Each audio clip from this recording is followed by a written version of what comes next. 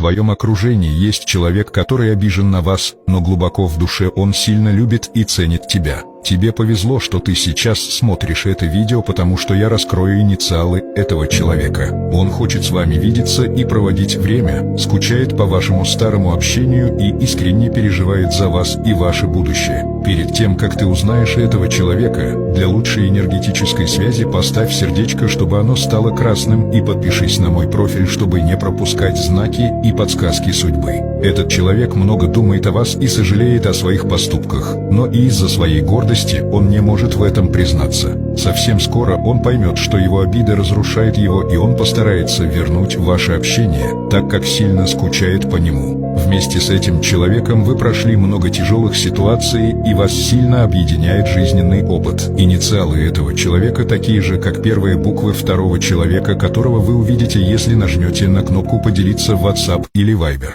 Напишите комментарий «Принимаю», чтобы укрепить связь с ним, если вы хотите возобновить с ним общение, и совсем скоро это произойдет.